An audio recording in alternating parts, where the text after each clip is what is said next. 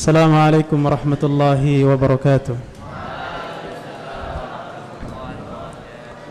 Innal hamdalillah nahmaduhu wa nasta'inuhu wa nastaghfiruhu wa natubu ilayh wa na'udzu billahi min shururi anfusina wa sayyiati a'malina. Man yahdihillahu fala mudilla lahu wa man yudlil fala hadiya lahu. Asyhadu an la ilaha illallah wahdahu la syarika lahu wa asyhadu anna Muhammadan 'abduhu wa rasuluhu la nabiyya ba'dah, amma ba'du.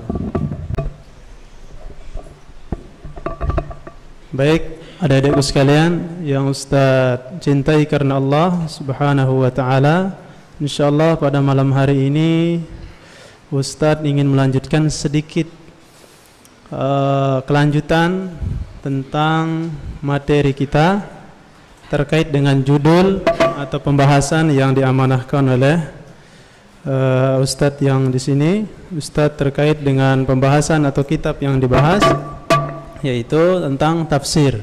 Lanjutan dari Ustadz Uwais hafizahullah sebelumnya, dan beliau sudah memberikan antum muqaddimah secara umum maupun terperinci, sudah menjelaskan apa definisi daripada tafsir baik secara bahasa maupun menurut istilah. Ada yang masih ingat, bisa membawakan Ustadz apa yang dimaksud dengan tafsir secara bahasa? Berasal dari kata apa? Ada yang masih ingat? Baik mengingat dengan ingatan sendiri atau dengan catatan yang diikat dalam bentuk catatan di bukunya. Antum? Fassara yufassiru ahsanta, tafsir. Kemudian juga Ustadz sudah minggu lalu termasuk menghadiri kajian beliau dan banyak melihat adik-adik sekalian, Masya Allah, terutama yang baru mencatat, lagi semangat-semangatnya mencatat dan menghafal. Cuman disayangkan adik-adikku yang sudah lama di sini, tolong, untuk ilmu agama tidak akan pernah basi, selalu diulang, maka selalu akan mendapatkan faedah. Bagi teman-teman yang sudah merasa sudah belajar ilmu tafsir, maka hendaknya terus dan terus semangat untuk belajar sehingga Allah Subhanahu wa taala bukakan taufik untuk mendapatkan ilmu yang baru dan faedah yang baru dari ilmu yang sudah dipelajari. Baik, kita langsung saja. Tafsir yang insyaallah pada malam hari ini kita akan bahas adalah juz yang terakhir dalam Al-Quran. Juz keberapa? Juz 30, dan kita akan mulai dari surat apa? An-Naba. Sebelum kita mulai ke surat An-Naba, Ustaz ingin bertanya, kalau seandainya ada seorang yang alim dalam bidang dunia, orang yang mengetahui dalam bidang dunia tentang bagaimana penelitian sudah membuktikan ilmu tersebut akurasinya 90% bahkan lebih, apabila dikabarkan oleh tim-tim tersebut yang misalkan akan dikabarkan berita yang sangat luar biasa, kabar yang begitu menakutkan, yang kita kenal kabar-kabar akhir zaman ini dengan fenomena alam yang sangat mengerikan, baik berupa gempa bumi, tsunami, longsor dan lain-lain. Dan itu terjadi, dan Ustadz sendiri adalah termasuk orang yang menyaksikannya secara langsung, yaitu gempa bumi di Pulau Ustadz sekitar tahun 2018. Bagaimana bumi itu bergoncang, bagaimana kita rasakan, dan bagaimana kita melihat orang-orang yang begitu sayangnya dengan dirinya sendiri, bahkan keluarganya dan seterusnya, mereka hampir lupa tentang keadaan dirinya, itu baru sekedar gempa bumi yang tidak apa-apanya dengan gempa bumi atau malapetaka yang sesungguhnya. Kalau Ustadz misalkan kira-kira mengabarkan dari pemberitahuan orang yang pakar dalam hal ini, bahwasanya besok jam sekian, besok nih jam sekian atau jam 9 akan terjadi begini dan begitu. Bagaimana perasaan kalian malam ini? Apakah manusia akan tenang-tenang saja? Ya, kemungkinan kita akan mempersiapkan diri, minimal bergegas pindah dari tempat yang kira-kira diramalkan menurut ilmu. Ada yang libut? Halo, yang ngomong? Ada di sini? Ya, bergegas dan mempersiapkan diri untuk minimal meninggalkannya. Ya, secepat mungkin. Ya, dan itu masih perkiraan manusia yang memberitahukan, dan ada kemungkinan besar dia tidak terjadi. Kemudian sebagian orang atau sebagian kaum muslimin yang Allah Subhanahu wa taala semoga merahmati mereka dan berikan mereka hidayah, di sebagian kita ada yang terlalu sibuk dengan hal-hal seperti dan menyibukkan diri dengan atau mengagung-agungkan teknologi, terlalu percaya sampai lupa dia bahwasanya identitasnya sebagai seorang muslim hanya tunduk dengan pemberitahuan atau kabar dari Allah Subhanahu wa taala. Contoh, misalkan kita mengenal tanda-tanda yang Allah Subhanahu wa taala berikan isyarat kepada kita di dunia ini sebagai tanda bahwasanya itu datangnya dari Allah, menandakan bahwasanya Allah itu murka, bahwasanya Allah itu menginginkan kita cepat taubat. Contohnya apa? Fenomena alam yang sering ditonton oleh manusia, apa? Gerhana-gerhana yang terjadi belakangan hari ini. Bahkan dalam 1 tahun lebih daripada 1 kali gerhana matahari, gerhana bulan. Ya, sebagian kaum muslimin yang semoga Allah Subhanahu wa taala memberikan mereka taufik dan hidayah, mereka tidak takut, bahkan tidak sedikit dari mereka apa? Memoto, memvideo, selfie dengan gerhana matahari. Dan kaum muslimin yang Allah Subhanahu wa taala berikan dia ilmu dan hidayah dan tahu bahwasanya itu adalah tanda-tanda kekuasaan Allah Subhanahu wa taala yang memberikan kabar akan adanya terjadi sesuatu, akan adanya pemberitahuan yang bersifat negatif, yang kita disuruh untuk mendekat kepada Allah Subhanahu wa taala. Semakin diberitahukan kita melalui apa? Kepercayaan Allah Subhanahu wa taala, yaitu Rasulullah sallallahu alaihi wasallam, maka kita semakin mendekat kepada Allah. Persiapannya berupa apa? Persiapannya berupa amal saleh. Dan hari ini, malam ini, detik ini, kita akan memberitahukan kalian atau menafsirkan tafsir dari ulama tafsir terkait dengan berita yang sangat luar biasa yang pasti akan terjadi, dan yang memberitahukannya adalah manusia yang tidak pernah berdusta. Yang memberitahukan kita adalah apa? Kecintaan semua kaum muslimin, yaitu baginda Nabi sallallahu alaihi wasallam melalui lisan Rasulullah sallallahu alaihi wasallam tentang surat An-Naba. Surat ini, kalau kita berbicara tentang ilmu tafsir, bagi adik-adikku yang sudah kelas 10 atau kelas 11 ke atas, 12, mungkin sering, atau teman-teman atau adik-adik yang sudah belajar di sini selama 3 tahun, baik dia di mustawa al-wusta yaitu SMP, sudah mempelajari tafsir, maka dia sering mendengar istilah sababun nuzul sebelum dia membahas tentang isi daripada tafsir surat-surat tertentu dalam Al-Quran. Pertama kita akan mulai dari apa? Sababun nuzul hadhis surah. Apa arti sababun nuzul? Ya, sebab turunnya surat ini. Dan biasanya dari sini dilihat juga penamaan surat itu berdasarkan sabab nuzul as-surah. Baik, dikatakan di sini bahwasanya sebab turunnya surat ini di mana orang-orang ketika itu di mana? Di Mekkah, kuffar Quraisy, orang-orang musyrikin ketika itu bertanya-tanya tentang apa? Kabar yang sangat atau berita yang sangat besar yang terkait dengan hari pembangkitan, yaitu hari kiamat. Bagaimana mereka mendustakannya?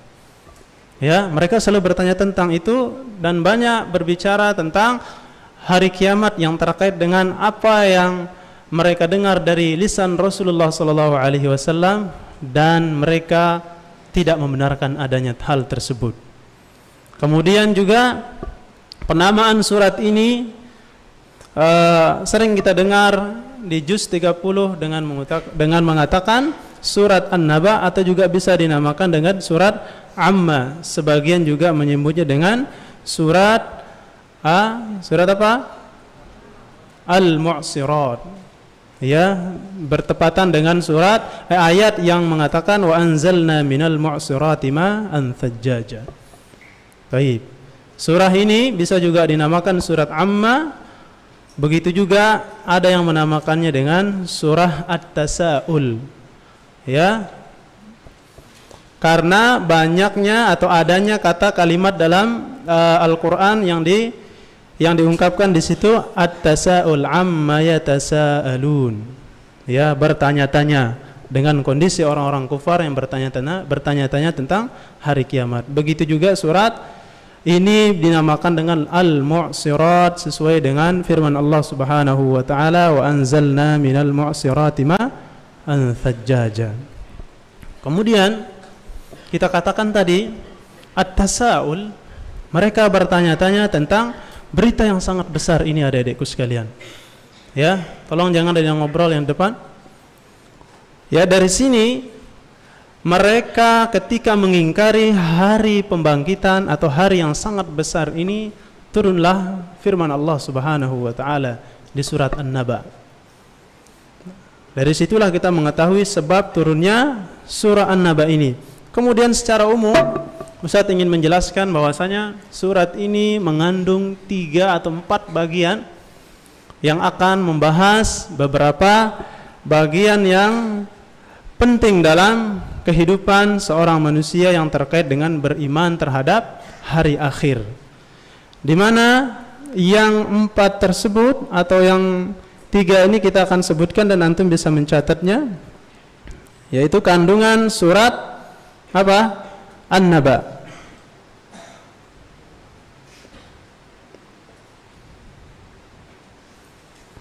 Baik, apa dia? Sebagian surat ini mengandung pembahasan tentang hari kiamat, kemudian juga penciptaan alam semesta.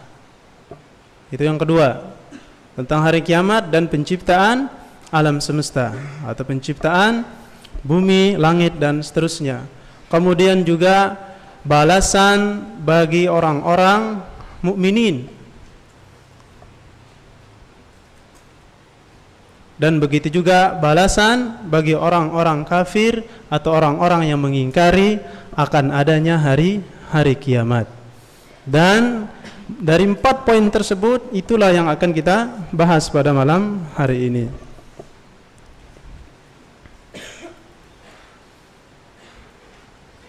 Baik, yang pertama tadi apa?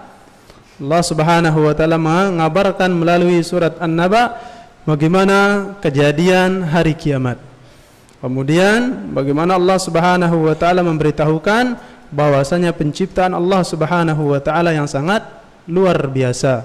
Kemudian disebutkan juga kenikmatan atau balasan orang-orang mukmin apabila mengerjakan amal saleh, dan begitu juga balasan kaum kafirin, orang-orang yang ingkar apabila dia tidak melakukan amal saleh dan dia tidak percaya akan adanya hari pembangkitan di mana manusia akan dibalas. Baik, bagian yang pertama yang kita katakan bagaimana kaum musyrikin terdahulu mendustakan adanya hari pembangkitan sehingga turun surat Amma Yatasa'alun. Apa artinya Amma Yatasa'alun? Ya, tentang apa mereka saling bertanya-tanya, yaitu tentang berita yang amat besar. Sampai ayat 16 itu mengkisahkan bagaimana mereka ingkar terhadap apa? Hari kiamat. Sehingga Allah Subhanahu wa taala menggambarkan dalam surat ini ayat selanjutnya sampai ayat 16 dengan memberikan gambaran bahwasanya hari kiamat itu pasti terjadi dengan memberikan apa? Surah selanjutnya dengan ayat-ayat yang terkait dengan penciptaan langit dan bumi. Di sini Allah Subhanahu wa taala berfirman, Alam naj'alil arda mihada wal jibala autada wa khalaqnakum azwaja. Bagaimana kalian bisa melihat, ya, Allah Subhanahu wa taala menciptakan bumi, yaitu bumi yang bulat yang kita rasakan sekarang tidak bergetar. Yang kita rasakan, lihat dataran yang sangat luas, yang kita tempati sangat nyaman dan luar biasa. Kemudian Allah Subhanahu wa taala juga menyinggung bagaimana Allah Subhanahu wa taala menegakkan gunung sebagai pasak bumi. Kemudian menciptakan apa? Langit dan seterusnya, dan itu semua adalah kekuasaan Allah Subhanahu wa taala yang tidak mungkin diciptakan atau dibuat oleh zat selain Allah Subhanahu wa taala. Apakah mungkin Allah Subhanahu wa taala yang kita yakini dia zat yang maha mencipta kemudian tidak bisa menghancurkan semuanya, kemudian bisa membangkitkan atau menghidupkan kembali? Maka itulah sangatlah mungkin. Yang Allah Subhanahu wa taala yang maha kuasa mampu mengadakan sesuatu yang tadinya belum ada. Maka sifatnya adalah disebutkan dalam Al-Quran, atau Allah Subhanahu wa taala disebutkan tidak dikatakan dia membuat. Kalimatnya adalah khalaqa, yaitu menciptakan. Di mana definisinya adalah menciptakan itu adalah mengadakan sesuatu yang tidak ada sebelumnya. Baik. Kemudian yang ingin Ustaz tekankan dalam malam hari ini adalah kita ingin sedikit bagaimana memberikan gizi yang sangat luar biasa terhadap hati seorang mukminin yang bisa menyebabkan dia tumbuh dalam keimanan, tumbuh dalam hatinya, yaitu iman yang sangat kuat. Berupa apa? Berupa keyakinan yang kuat akan adanya pembalasan atau sanksi setelah apa yang kita kerjakan di muka bumi ini. Terkait dengan surat An-Naba, Ustadz ingin fokus sebenarnya malam ini untuk menyinggung bagaimana kita mempersiapkan diri kita untuk hari akhir terkait dengan amal saleh yang kita akan lakukan di bulan yang mulia ini, yaitu bulan Muharram. Mungkin Ustadz ingin membagi dua sesi. Sesi yang pertama adalah membahas sedikit tentang tafsir ini, kemudian kita lanjutkan di pembahasan masalah puasa Asyura, yaitu puasa Muharram. Baik, sebelum itu adik-adikku sekalian, fokus sama hari pembangkitan. Di mana kita kenal, di mana kita mengenal bahwasanya, fokus antum yang ini. Ustaz dari tadi enggak fokus, antum main di depan Ustaz. Baik, Ustaz ingin mengingatkan bahwasanya kita sebagai orang yang mengaku bahwasanya ada Allah Subhanahu wa taala yang akan menghisap dan menghitung amal perbuatan kita di dunia ini, maka antum dengarkan kengerian hari kiamat. Hari kiamat adik-adikku sekalian. Di situ ada surat yang namanya selain An-Naba apa? Yang membahas hari kiamat? Ya, di juz 30 ini. Ya, ada Al-Qari'ah, kemudian juga ada Al-Zalzalah, kemudian juga ada At-Takwir. Antum sering membaca, bahkan imam yang membaca firman ini tidak sedikit dari mereka yang menangis ketika terjadi hari kiamat. Dengarkan adik-adikku sekalian. Yang di sini Ustaz enggak fokus. Allah Subhanahu wa taala berfirman, "Fa idza ja'atis sakhah." Ana gambarkan antum dengan kengerian hari kiamat. Ya, yang kita yakini akan terjadinya hal tersebut. Fa idza ja'atis sakhah. Apa artinya fa idza ja'atis sakhah? Apabila datang hari kiamat. Ya. Terus lanjutan ayatnya apa? Yauma yafirrul mar'u min akhi. Ya, pada hari ketika manusia lari dari saudaranya, dan lari dari ibu dan bapaknya, bahkan lari dari istri dan anaknya. Maksudnya di sini apa? Mereka mengetahui adanya anak dan istri mereka, mereka tahu. Tapi mereka disibukkan dengan hari yang sangat ngeri tersebut sehingga tidak fokus kecuali memfokuskan diri mereka sendiri. Kemudian kita sebut bahwasanya anak dengan ibu sangat erat kaitan kecintaannya kepada mereka. Anak bagaimana cintanya sama ibunya, ibu begitu pula lebih cinta daripada anaknya. Cinta anaknya itu dibandingkan ibu mencintai anaknya itu lebih banyak cintanya seorang ibu. Akan tetapi ketika terjadi hal tersebut, mereka mengatakan nafsi nafsi. Mereka mengurus dirinya sendiri saking ngerinya hari kiamat tersebut. Kemudian juga disebutkan, antum sering membaca surat ini, bahkan sebagian orang-orang yang tidak mengerti artinya tertawa ketika membaca surat tersebut. Itu menunjukkan apa? Hati-hati yang seperti itu perlu banyak menangis. Dan itulah sebabnya kita dianjurkan untuk ketika membaca Al-Quran itu lebih bagus untuk mentadabburinya. Bagaimana bagi yang pemula, antum usahakan setiap membaca Al-Quran beserta dengan artinya. Perlahan-lahan antum membaca tafsirnya. Tafsir juga sudah ada yang terjemah. Kemudian di sini disebutkan dalam surat Al-Infitar. Apa arti Al-Infitar? Apa arti Al-Infitar? Terbelah. Coba bayangkan adik-adikku sekalian, apa yang terbelah di sini di dalam surat ini? Ya, Allah Subhanahu wa taala berfirman, "Idzas samaa'u fatarat," apabila langit terbelah. Yakni apa? Pecahnya langit, dan apabila bintang-bintang berjatuhan. Disambut dengan ayat setelahnya, "Wa idzal kawakibun tatharat." Bintang-bintang berjatuhan. Orang diributkan di luar sana dengan apa? Dengan adanya meteor, katanya jatuh, penggalan meteor yang luar biasa, takutnya mereka. Ya. Ini bintang berjatuhan, yang kita ketahui lebih besar bintang daripada planet yang kita tempati ini. Bagaimana kalau dia berjatuhan? Kemudian bagaimana juga di surat yang lain, bagaimana Allah Subhanahu wa taala menggambarkan langit digulung. Begitulah hakikat hari kiamat yang tidak bisa digambarkan dengan apa? Akal manusia.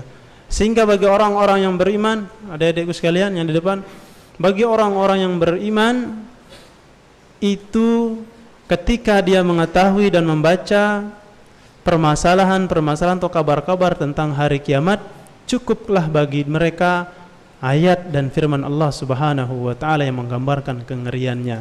Apa yang dilakukan? Dia mempersiapkan hal tersebut dengan melakukan amal-amal soleh. Sekecil apapun dia pasti lakukan, karena begitu pentingnya kelak apa? Amal soleh seseorang. Dan tidak bisa diberikan amal soleh, atau tidak bisa kita ambil lagi atau minta lagi atau raih lagi amal soleh setelah kehidupan, setelah di dunia ini. Tidak ada lagi amal. Makanya oleh karena itu para ulama mengatakan tempat kita untuk menanam, bercocok tanam, untuk menyiapkan pahala yang kita bisa pakai besok adalah di dunia ini. Adapun besok hanya tinggal kita dihisap oleh Allah Subhanahu wa taala. Maka sesekali antum bahkan sering-sering melembutkan hati dengan cara apa? Membaca ayat-ayat Allah Subhanahu wa taala yang memberikan kita rasa takut sehingga air mata kita bercucuran. Ya, air mata kita keluar nangis min khasyatillah, takut karena Allah Subhanahu wa taala, sehingga disifatkan orang-orang yang paling takut di dunia ini adalah ulama. Innama yakhsyallaha min ibadihil ulama. Orang-orang yang dikategorikan paling takut di dunia ini adalah orang-orang ulama, orang-orang yang alim, yang faham tentang hakikat siapa penciptanya, apa tujuan hidupnya. Bagi adik-adikku yang saya ajarkan tauhid di kelas, maka kita sudah mulai mengenalkan siapa penciptanya dan apa tujuan dia diciptakan. Maka sedikit tidak hati ini akan bergetar. Maka oleh karena itu antum tidak heran, jangan heran melihat orang-orang yang terkadang kita itu kalau dia beribadah nggak masuk akal nih. Orang ini kurus luar biasa, misalkan dia itu sakit-sakitan, tapi ibadahnya mengalahi orang-orang yang apa? Yang sehat, yang besar badannya. Apa penyebabnya itu? Hatinya yang sehat, hatinya yang kuat. Karena apa? Karena begitu eratnya hatinya dengan mengingat Allah Subhanahu wa taala. Ketergantungannya kepada apa? Kepada zat yang menciptakannya, dan takutnya akan siksa dan akan pertanyaan kelak di padang mahsyar, sehingga dia betul-betul memanfaatkan hidupnya ini, detik-detiknya dalam keadaan dia tidak tergolong menjadi orang-orang yang disebutkan dalam firman Allah, wal 'asr, demi masa. Manusia akan rugi kecuali 4 atau 3 orang, yaitu orang yang beriman. Alhamdulillah kita sudah beriman.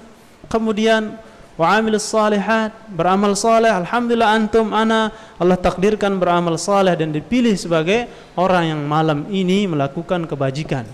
Kemudian wa tawasau bil haqqi wa tawasau bis sabr.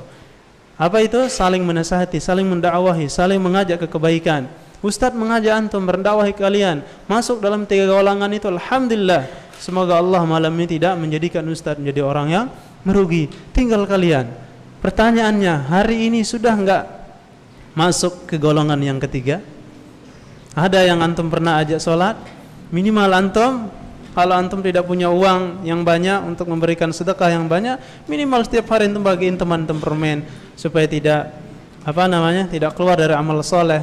Tetapi akan terkait dengan amal soleh setiap hari di sini kita beramal soleh, insyaallah belajar.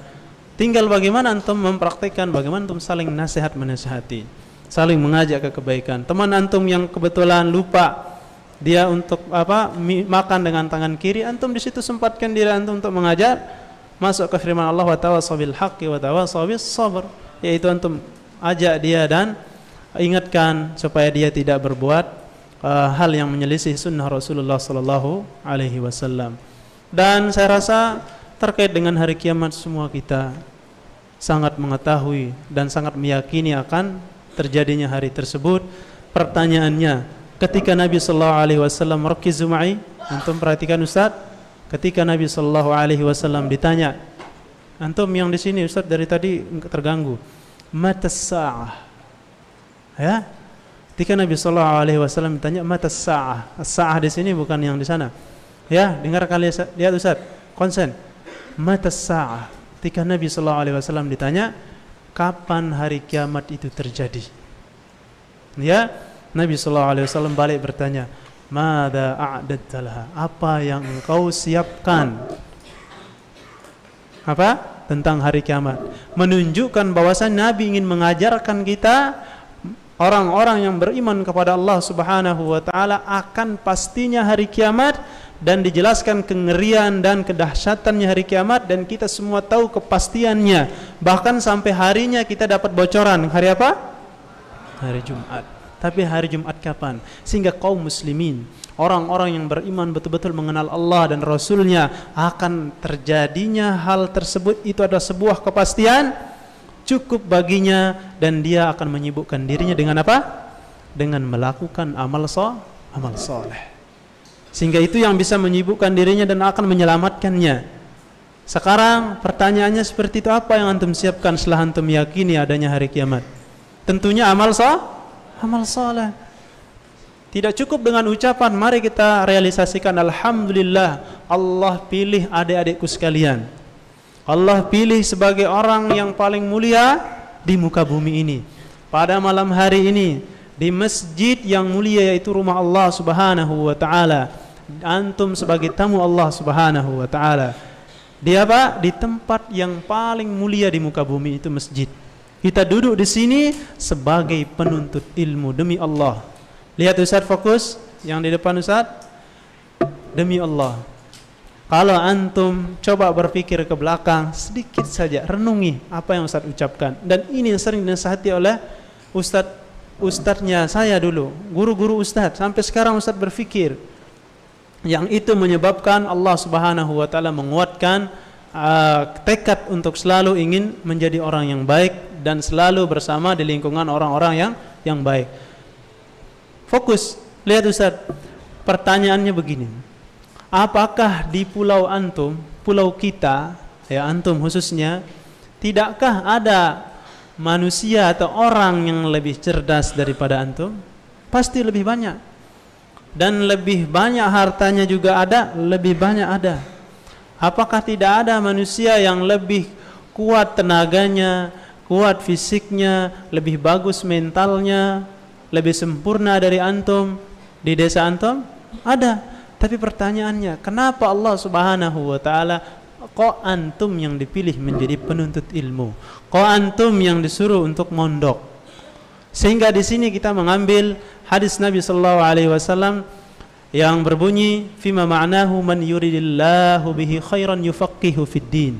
Barang siapa yang Allah kehendaki baginya kebaikan, Allah menginginkan dia baik, antum ada isyarat ketika Allah menginginkan hambanya ya baik pada dirinya, maka Allah akan beri dia isyarat. Apa itu? Yufaqihu fid din. Maka dia akan fahamkan dia ke agamanya. Antum bisa paham enggak kalau mondok belajar di sini masalah agama?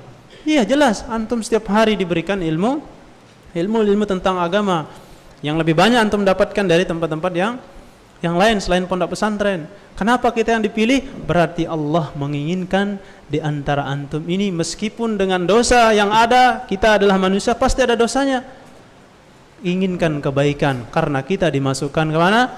Ke dalam lingkungan yang sedang menuntut ilmu syar'i. Dan itu antum syukuri setelah antum berislam. Yang kita katakan tadi, kenapa tidak dipilih yang lain? Apakah kita bicara orang bukan Islam? Tidak, kita berbicara tentang orang Islam.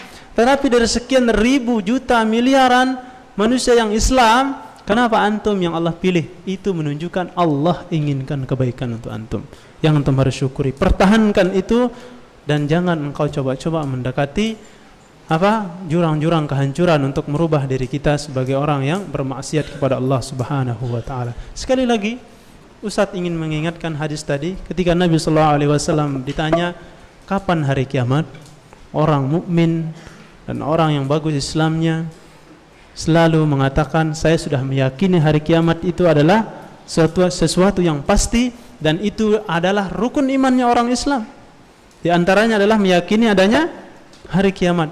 Kita sekarang tugasnya adalah menyibukkan diri menjadi orang yang paling cerdas sebagai orang Islam. Yaitu apa? Menyiapkan semua gerak-gerik kita, nilainya hanya Raqib yang mencatat. Nilainya hanya kita dicatat sebagai amal soleh.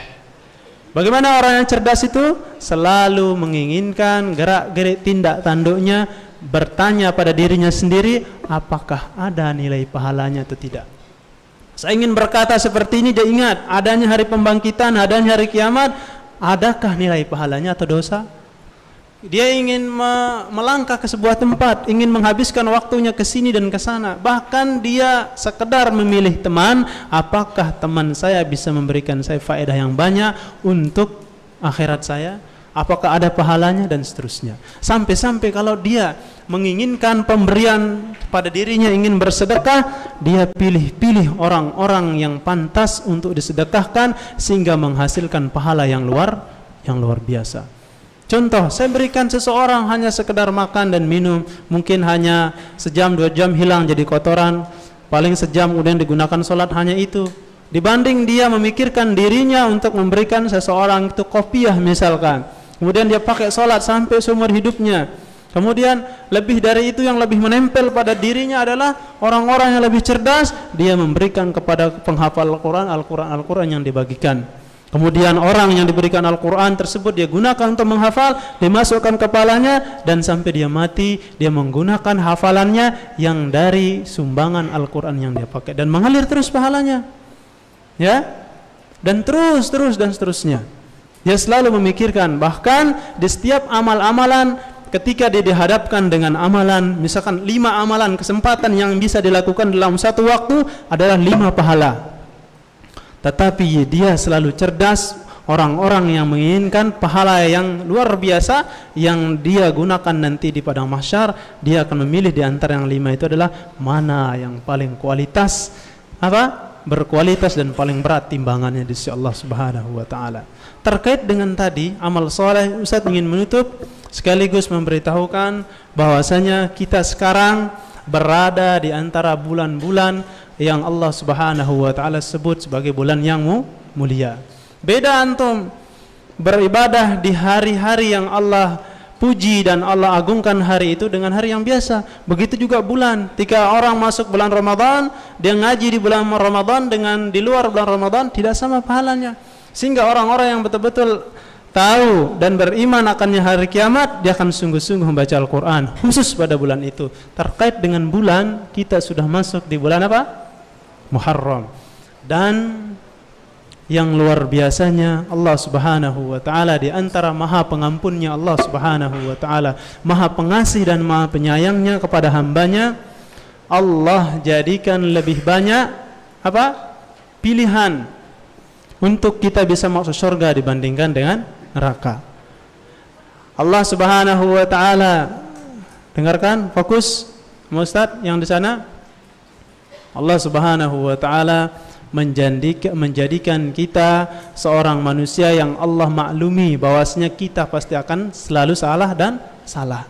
Sehingga cukup dengan kesalahan itu yang membuat kita ingat adanya zat yang maha pengampun. Bahkan sering kita katakan, sekedar kita menyesal saja, apalagi kita sampai bertobat merengek kepada Allah Subhanahu wa taala untuk kita diampuni dosa kita, maka disifatkan kama la dzambalahu. Seperti dia itu ketika dia melakukan dosa, seperti misalkan banyaknya seperti langit dan gunung, langit dan bumi, kemudian begitu dia tobat, seperti dia baru lahir dari perut ibunya, tidak ada dosanya sama sekali. Berbuat dia dosa lagi, kemudian dia ingat bahwasanya ada Allah yang maha pengampun, dia minta ampun lagi sampai dia meninggal. Bahkan Allah mengatakan, tidak boleh antum pesimis akan rahmat saya dan ampunan saya. Seandainya engkau mengatakan dirimu bahwasanya saya tidak mengampuni orang yang berdosa, maka aku akan ciptakan manusia lain khusus dia berdosa, kemudian dia minta ampun, saya ampuni dia. Kenapa kita harus tidak seperti itu dan optimis dan husnuzon kepada Allah Subhanahu wa taala? Mari di bulan ini Ustaz ingin mengajak dan menyampaikan, di bulan ini husnuzon kepada Allah Subhanahu wa taala, berbaik sangka. Kita akan diberikan sebuah janji oleh Allah Subhanahu wa taala melalui lisan Rasulullah sallallahu alaihi wasallam terkait dengan keutamaan bulan ini dan amalan yang Allah Subhanahu wa taala berikan fadilahnya, yaitu berupa apa? Puasa Asyura, puasa Muharram di tanggal 10 nanti. Di hari apa itu? Ya, terkait dengan pelajaran kita tentang hari kiamat, persiapan di antara bentuk persiapan antum akan percaya kepada hari kiamat menunjukkan itulah yang akan menyebabkan tergeraknya hati-hati adik-adikku sekalian tanpa ada aturan pun antum yang memintanya. Kelihatan dari sana, tanpa ada aturan dari pondok, dari FIWA untuk kita wajib berpuasa dan seterusnya, itu sebuah aturan tidak. Usahakan antum bagaimana mengenal Rabb antum akan adanya hari pembalasan. Dengan itu kita bersemangat untuk beribadah karena Allah Subhanahu wa taala. Dengarkan ulasan sedikit tentang puasa Asyura. Baik. Yang di belakang mohon maaf, antum semakin antum capek di sini semakin besar pahalanya insyaallah. Baik, siam Asyura ya, yang mana Rasulullah sallallahu alaihi wasallam ketika itu datang ke Madinah dan melihat orang siapa? Yahudi. Itu sebabnya ya, melihat siapa? Orang Yahudi sedang melakukan puasa. Kemudian dia bertanya, "Ma hadza? Apakah ini?" Maka orang Yahudi tersebut menyampaikan kepada Rasulullah sallallahu alaihi wasallam akan puasa tersebut. Itu sebabnya Nabi sallallahu alaihi wasallam, di antara kisah atau hadis yang disebutkan puasa ini terjadi ketika Nabi sallallahu alaihi wasallam datang ke Madinah, kemudian melihat orang Yahudi sedang berpuasa, kemudian orang Yahudi menjawab bahwasanya ini adalah hari yang saleh. Hari apa? Hari yang baik di mana Nabi Musa alaihi salam diselamatkan dari musuh, dan ini adalah hari perayaan bagi kami untuk kami berpuasa pada hari ini. Maka Nabi sallallahu alaihi wasallam menjawab, kami lebih layak untuk berpuasa dibandingkan kalian. Orang Yahudi pun berpuasa. Sehingga Nabi sallallahu alaihi wasallam melalui lisannya mengutamakan hari ini adalah hari puasa yang bisa memiliki fadilah penghapusan dosa. Arafah kita kenal dengan puasa satu hari yang bisa menghapuskan dosa setahun yang akan datang dan setahun yang sudah berlalu. Adapun puasa Asyura, fadilahnya diantaranya adalah menghapuskan dosa setahun sebelumnya. Jelas ini? Menghapuskan dosa setahun sebelumnya. Baik, siapa yang merasa tidak pernah berdosa bulan kemarin, bulan yang lalu, hitungan tahun kemarin sampai sekarang, siapa yang merasa tidak pernah berdosa? Jangankan setahun, mungkin sebelum antum masuk masjid, bahkan antum pas duduk di masjid sedang berdosa kepada Allah Subhanahu wa ta'ala. Oleh karena itu, mari semangat dengan mempersiapkan amal soleh ini, kemudian kita akan diampuni dosa kita setahun yang sebelumnya dengan berpuasa Asyura. Yang ini semoga menjadikan kita di antara ciri-ciri orang yang kuat imannya terhadap hari akhir. Paham sampai sini insyaallah? Baik. Karena dari tadi juga gelisah melihat jam terkait dengan puasa ini, Ustadz sangat sedikit menyinggungnya, tetapi sebagai pengingat terkait dengan puasa tadi, Ustadz mengaitkannya dengan bab hari kiamat yang terdapat dalam surah An-Naba. Insyaallah di pekan berikutnya mungkin akan diisi oleh Ustadz Uwais, dan surat ini akan dilanjutkan insyaallah ta'ala, yaitu surat An-Naba bagian yang kedua atau ketiga yang berkaitan dengan pembalasan orang-orang yang berlaku baik di dunia, apa balasannya nanti di akhirat. Maka kita cukupkan kajian kita sampai di sini. Semoga Allah Subhanahu wa taala menjadikan kita orang-orang yang senantiasa menyembahnya ikhlas selalu karena Allah Subhanahu wa taala, beribadah hanya mentauhidkan Allah Subhanahu wa taala, tidak mengharapkan pujian dan celaan manusia apapun yang terjadi, sehingga kita diwafatkan dalam keadaan husnul khatimah. Semoga Allah Subhanahu wa taala menjadikan adik-adikku sekalian santrifiwa di sini menjadi orang-orang yang beramal, tidak menginginkan wajah siapapun melainkan wajah Allah Subhanahu wa taala, dan menjadikan antum menjadi orang-orang yang saleh. Dan Ustadz ingin mendengar salah satu dari antara kalian, bahkan banyak di antara kalian, menjadi ulamanya Indonesia. Amin ya rabbal alamin. Wa sallallahu ala nabiyyina Muhammad wa ala alihi wa sahbihi ajma'in. Wa akhiru da'wana alhamdulillahi rabbil alamin. Assalamualaikum warahmatullahi wabarakatuh.